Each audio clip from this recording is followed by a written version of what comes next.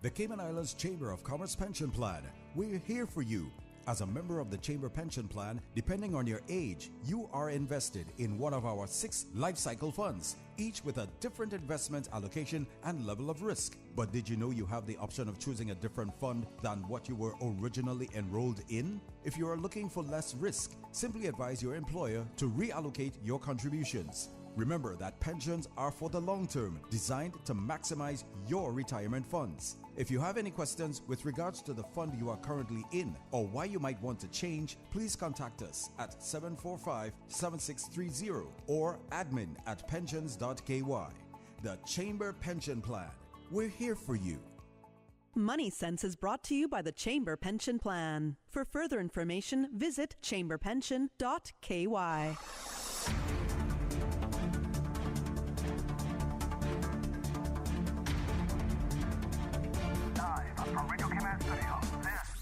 Money Sense, bringing an informed financial perspective to the Cayman community.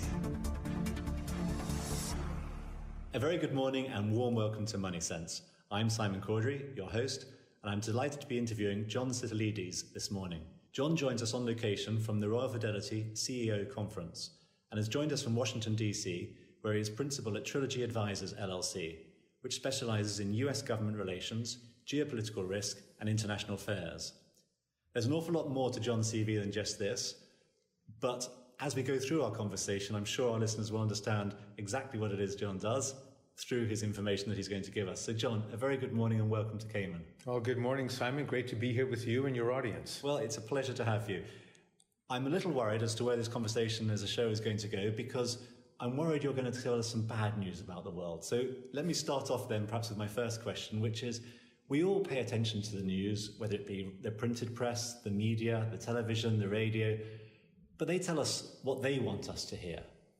What do you think we as investors and as humans in society should be more aware of that we're not aware of? Thank you for that thoughtful question. Because my specialization is in geopolitical risk, yes, we do talk about many issues that are quite unnerving to audiences. One of the things that I seek to highlight in all of my products and services and here with this engagement here in Cayman is that we are living in the most prosperous times in all of human history. There has never been a better time to be a human being than in June of 2022. And this is in terms of material progress, in terms of technological progress, in terms of the comforts that modern life affords to those of us who are privileged and fortunate to live in advanced industrial economies, and also now the opportunities for people in poorer parts of the world to advance their well-being, to advance their prosperity, and to join the middle class in a way that was utterly inconceivable to the vast mass of humanity as recently as 30 or 40 years ago. So we've gone through an utter transformation of human progress in just the last several decades. And because we're dealing with an avalanche of sort of high-risk news and information from around the world, we tend to overlook the fact that while we're dealing with all of these situations and managing them as effectively as we can, we're living in fantastic times. And ideally, if we continue to manage our situations and our crises effectively, even greater times ahead for even more people than ever in human history. Do you think because of the wealth that we all have accumulated as society, as individuals, do you think that's made us complacent of the risks that are out there and that we've gone into our own little cocoon and say, it's okay for me, therefore it must be okay for everyone else? There is a danger to that. And I can't quantify it in any meaningful way. Much of this is intuitive. But there is a sense that as any society becomes more affluent, it can become more complacent. It can even elevate those aspects of decadence that were once reserved for the margins of society and incorporate them into the center of society, while adversaries that are directed by more authoritarian regimes and have a sharper focus on their longer-term strategic interests are able to exploit these weaknesses, especially in Western societies, in ways that can be very deleterious to our well-being in the long run. So we do have that danger there, but again, it balances out with the fact that we are living in more prosperous and healthier and, generally speaking, happier times. Again, materially, doesn't necessarily spill over into the spiritual or into the cultural. But I think also as important is the fact that because the mark of humanity has been to live in generally abject poverty until about 200 years ago, almost the entire human race lived utterly poor until about the late 1700s and early 1800s. And now we see the rise of poorer societies into more affluent middle-class lifestyles, exemplified by China and the astonishing rise of Chinese society, so that you have half the country that is now enjoying a relatively affluent, comfortable middle-class lifestyle. Of course, that means there are still 600 to 700 million Chinese people who live in abject poverty, as does most of Africa and large segments of South Asia and Latin America.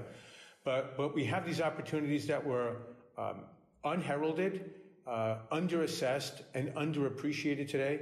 But we do need to be careful that we are not self-centered and remain largely focused on our own continued well-being, and see how we continue to share that prosperity and technological and material progress with as many of our fellow men and women around the world as possible. Now, you mentioned there that there's been this rise in prosperity of China, and it's noticeable in the media, particularly in the North American media, how that comes with some sort of antagonism. It comes with an angst, a nervousness. Why is that then? Why is the media so angst? Or is it, maybe it's not the media, maybe it's the political class, maybe it's the governing class. What is that angst about China? What's so bad about China's growth? There is nothing inherently bad about China's growth. The problem with China is the style of governance. That's the issue. So we in the United States, and in what I would posit is the global West, we live in democratic societies. Different degrees of democratic freedoms and individual liberties and respect for human dignity, but essentially aspiring to and adhering to democratic values, as we would consider to be relatively universal. Unfortunately, there are authoritarian regimes that see the human condition very differently. They don't believe in democracy. They don't believe that individuals should have any significant say in their own well-being, and they are very willing to sacrifice the individual dignity and the rights of the individual for the sake of the state or the apparatus that advances the state interest. When we talk about China, we're talking about two Chinas. There's the Chinese people, Chinese society, Chinese culture, that is the inheritor of a grand civilization that dates back 4,000 years, and there's the Chinese Communist Party.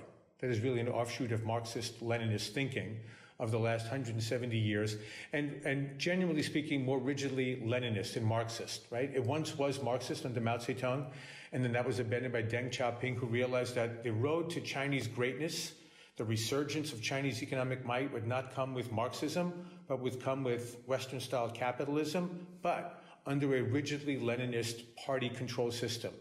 So the party has made very clear in China that it controls everything. Society, education, military, economy, nothing escapes the surveilling eye of the Chinese Communist Party in China. And so China's domestic policies are of great concern to us who would like to see the advancement of democratic values worldwide. But the more immediate threat is that the Chinese Communist Party seeks to challenge, supplant, and potentially replace the United States and the global West in setting the standards for human prosperity, human progress, or human advancement in the decades and potentially centuries to come. And that is a very different world vision than what we and our fellow allies and partners in the West believe is best for sort of the common aspirations of humanity. And I would break it down into a very simple question. Would most countries around the world rather thrive in a system that is patrolled and led and guided by democratic Western values, even where there's significant disagreement as to how those are adhered to and implemented, or one that is guided by the Chinese Communist Party authoritarian data and digital surveillance system that essentially sacrifices the individual for the sake of the party? So one of the questions that I think leads from this, and a lot of the dialogue that happens in this sphere, surrounds the question of bringing China into the global community and integrate China into what this democratic history of the West has, although it's a short history, one should recognize that. But bring China into that regime and it will become more part of it. Do you subscribe to that, or do you think that's wishful thinking? Well, it's not a matter of whether I subscribe to it. I think that's pretty much been taken to task over the last 10 to 15 years, especially since the rise of Xi Jinping to power in 2012. I think he made very clear that he would be replacing the policies of his predecessors who led China under a hide your capabilities, bide your time strategy of just continuing to grow China's economic power. And he instead complemented China's economic rise with a far more aggressive and sometimes belligerent foreign policy, as we saw with the attacks on the Indian forces along the China-India border in the winter of 2020, as we see with the usurpation of neighboring sovereign rights in the South China Sea, as we see with the challenge over Japan's Senkaku Islands in the East China Sea, as we see with the open threats against Taiwan, as we see with the trade boycotts against Australia, and open declarations of what we call wolf warrior diplomacy against Western targets for statements that do not adhere to the vision of the Chinese Communist Party. So this is all very problematic, largely emanating from China. And so I think almost every objective observer has been dispelled from the notion that China would become a responsible stakeholder in a Western-led system. And what we've come to realize is that China was serious when it started saying publicly 20 years ago that it intended to help create a different world order, and we just didn't take it very seriously. I would also posit that there's probably no precedent in at least modern diplomatic history of a global leader such as the United States willingly enabling the rise to power of a potential peer competitor, as we did with China.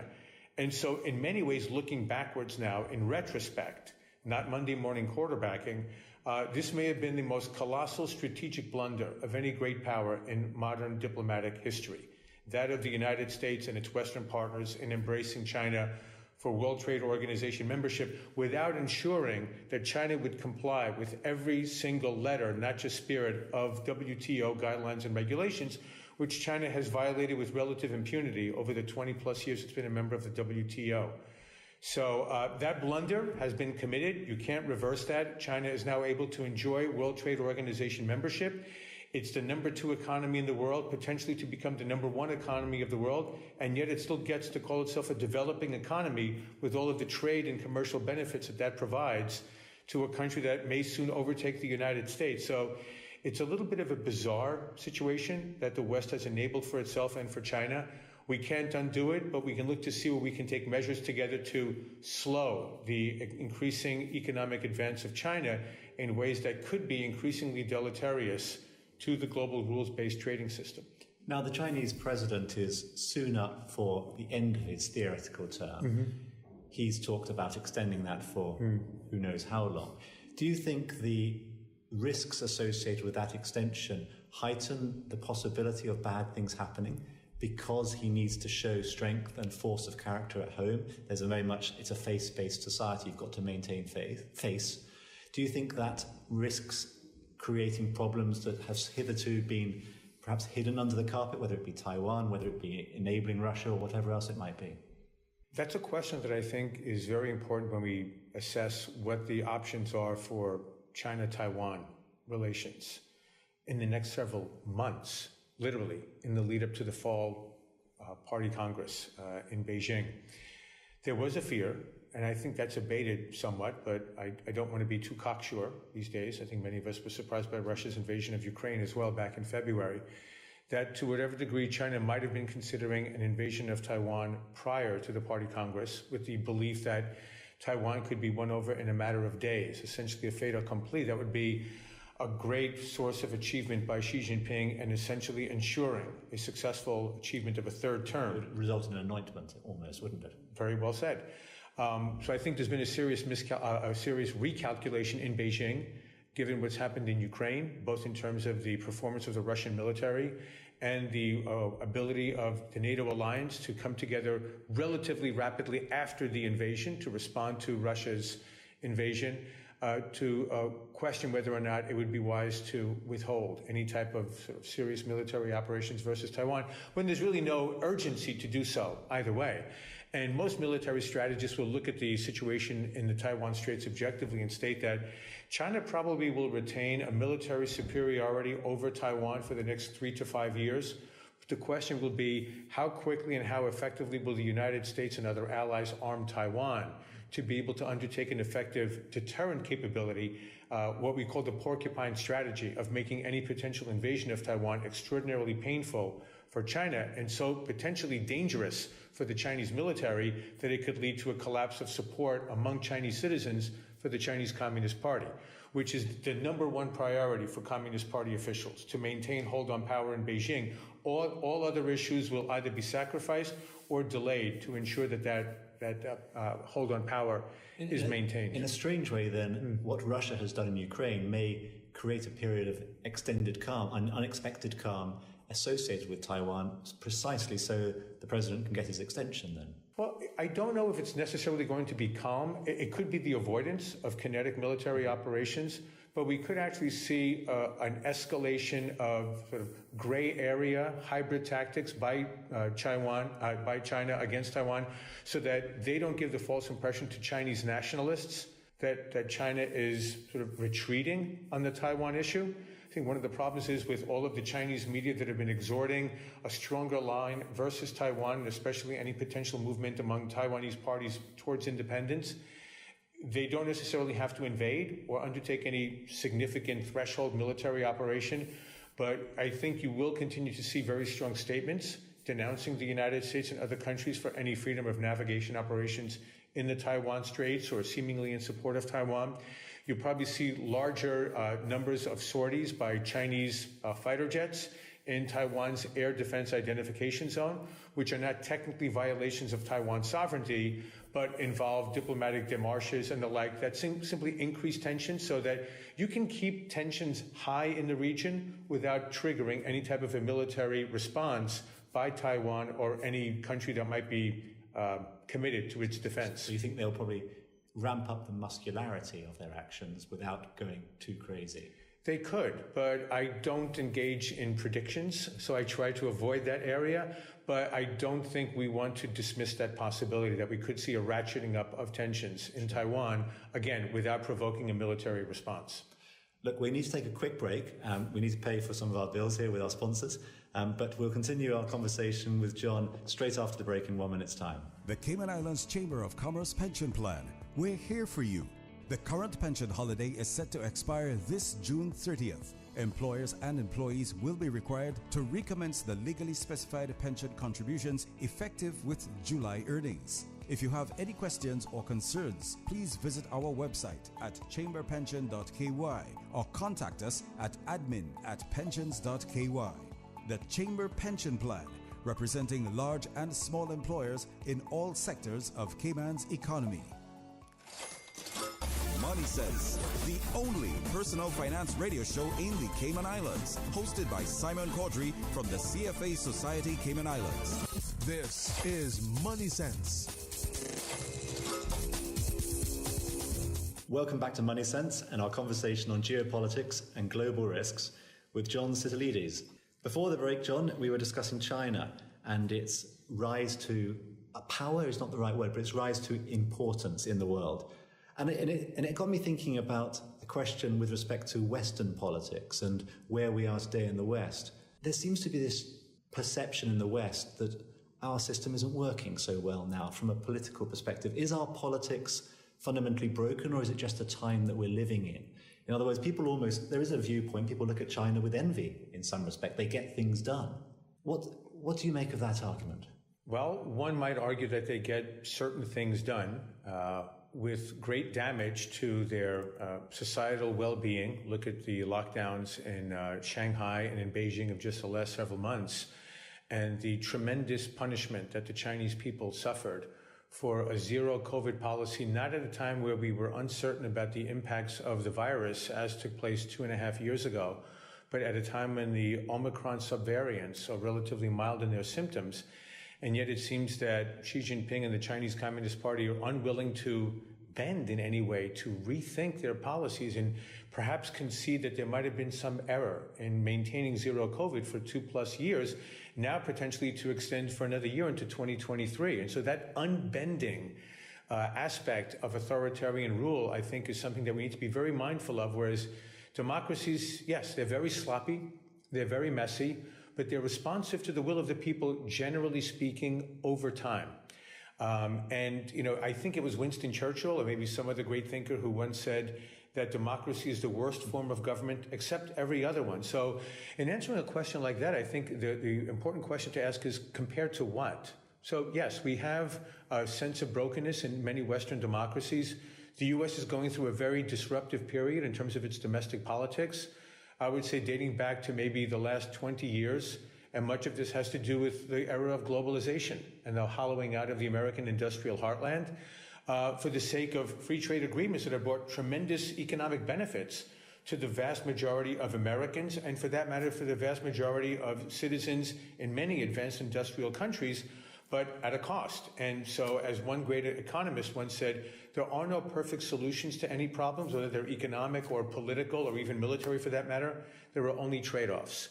And so the trade-off that we accept in democracy is we will have periods of brokenness, we will have periods of more severe civil tensions within people and their party affiliations and the like. But over time, I believe we can rectify these and move on to greater periods of advancement, of prosperity. And again, to bring a little bit of a historical background to this, I was a child during the 1960s. But that was a period of almost unprecedented tumult in American domestic politics. And in the 1970s, that was a period of almost unprecedented American international geopolitical insecurity with the rise of the Soviet Union after the collapse of the Vietnam War policy of the United States. And that came to an end after the Soviets invaded Afghanistan, and then that led to a number of cascading problems for the Soviet Union until its demise in 1989. So a number of unforeseen circumstances, both domestically and internationally, can also affect the course of democratic directions. But ultimately, I think that the human condition thrives and flourishes where it is freest, where governments respect the natural rights of men and women, and governments don't dictate to us what our rights are and aren't. And that's why I think, and I pray and I hope, that the ultimate arc of human history is one that leads towards greater democracy, greater liberalization, greater liberty for individuals than an authoritarian, surveillance-driven system, as we're seeing right now, challenging the current order. You brought up something there which I thought was interesting to follow up on. You talked about being a child of the 60s and the turmoil that happened in the 70s, Russia's rise, and obviously there's some news out there in the world about Russia at the moment. And rather than talk about Russia specifically in relation to what it's doing in Ukraine, I wanted to ask you a question in relation to the 70s when we had some issues with respect to the Cuban Missile Crisis, we had the Cold War. Do you think we're in a better situation today, nuclear war-wise, or the risks of that, than we were back in the 70s when things seemed really, really tense? Do you think that we're actually in a far calmer and safer place? Relatively speaking, in some ways we are. Recall that we were talking about open nuclear warfare through most of the 1950s as the U.S. and then the Soviet Union built up their nuclear arsenals. The Cuban Missile Crisis actually brought us to the brink of a nuclear exchange over a Soviet nuclear presence in the Caribbean Sea, 90 miles from Florida. The 1970s saw the Yom Kippur War. And then we had the OPEC energy crisis that was foisted on the advanced industrial world. And in the 1980s, we saw severe nuclear weapons disagreements and tensions between the Soviet Union and the United States playing out on the European continent. So we need to remember that we've been through far more serious crises than anything that we're dealing with specifically at this time in just the last 50 years. But there are different aspects of the current situation that are unprecedented. And I would say first and foremost is that the U.S. now faces a challenge not from one great nuclear superpower, but two superpowers in different respects. One that's both a nuclear and commodity superpower, and that's Russia, and one that is a manufacturing and increasingly military superpower, and that is China, and that in some ways they may be aligned together against the United States. So we've never faced this scale and this broad a potential threat to American and Western international order and systems as we may be facing in the years to come. Perhaps with adversaries so well funded is another aspect. China is so well funded in terms of its ingrained wealth now as well. It's a very important point that you raised, Simon, because the Soviet Union was a relatively poor country. Like Russia today, it largely sold natural resources to world markets for hard currency. It had no domestic production economy of its own. Nobody bought anything that was manufactured or produced in Russia except for weapons. and that was the history of the Soviet economy. Whereas China right now, we're so deeply integrated here in the United States, Latin America, Europe, Africa. China has very skillfully integrated itself deeply into the entire global economic system, while at the same time pursuing a governance system and potentially a diplomatic way of interaction with neighboring countries and countries around the world that can be very, very deleterious to this fragile order that we've known for the last several decades.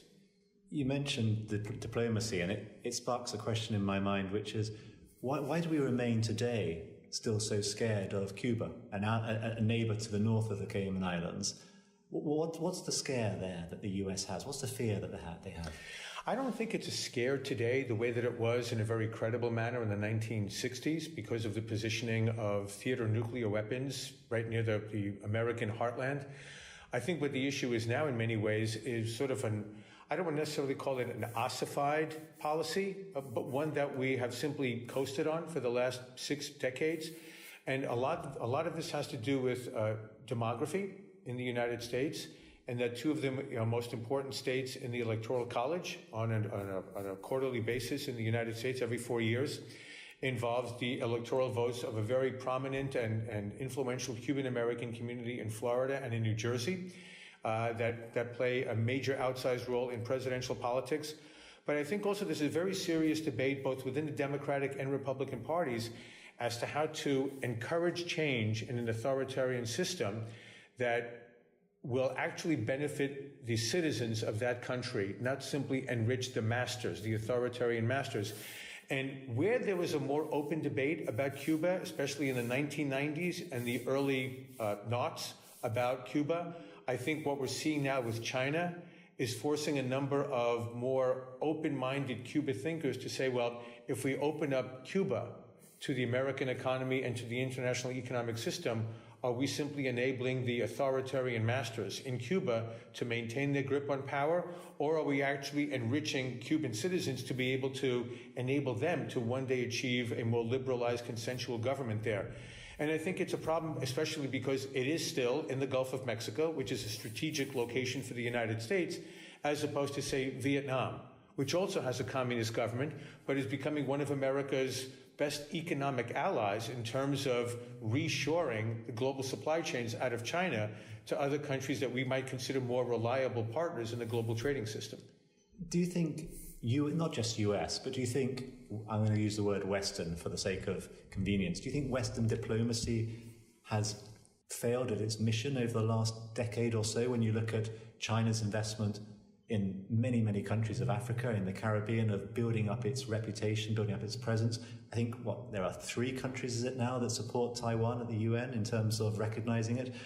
Do you think we failed as a society in terms of portraying what it is that the West is about?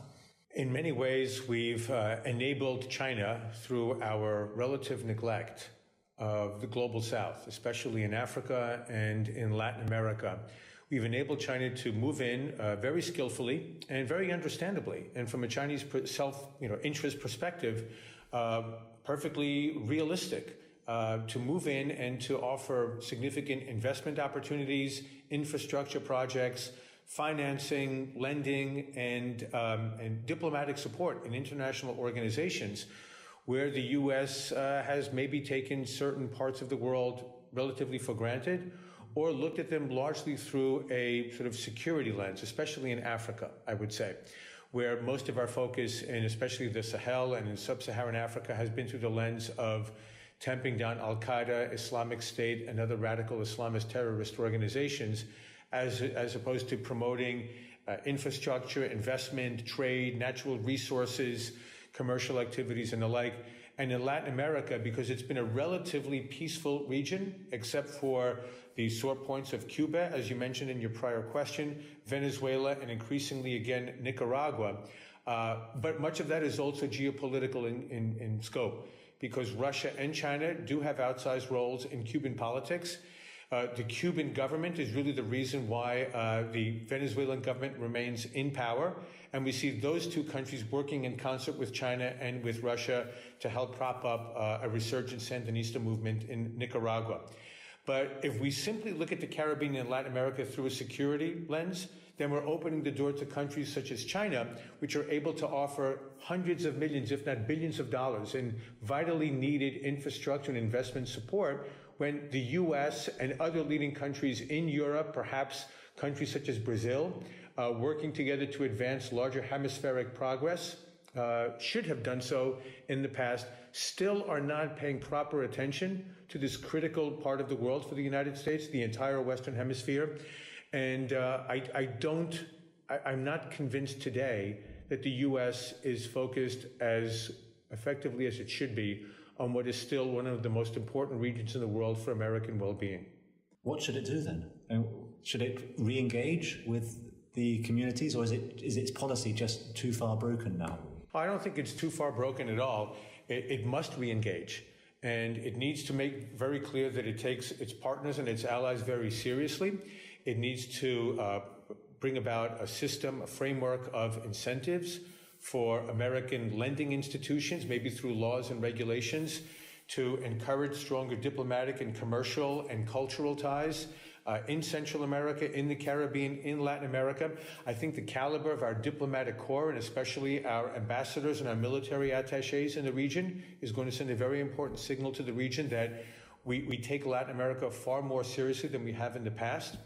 And I think also the extent to which we're able to invite a greater cross-cultural exchanges so that the American people themselves also have a deeper appreciation of our neighbors and our partners. This isn't simply something to take place at the highest levels of government and diplomacy and in finance, but it needs to take place in a deeply rooted way among the American people.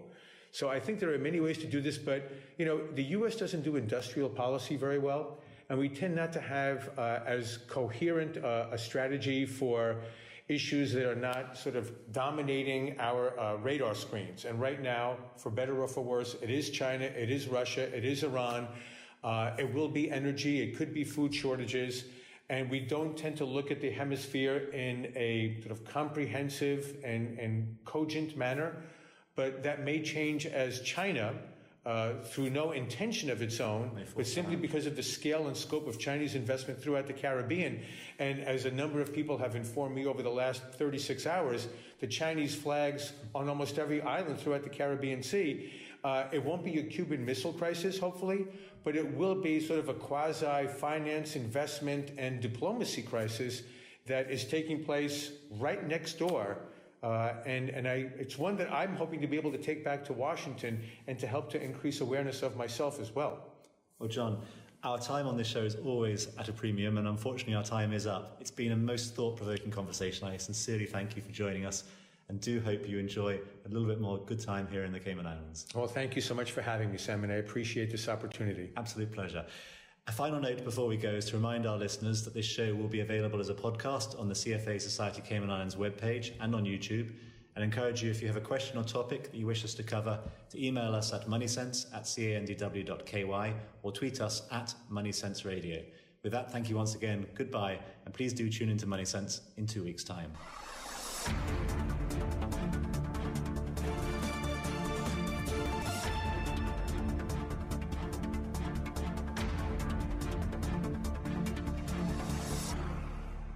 The Cayman Islands Chamber of Commerce Pension Plan.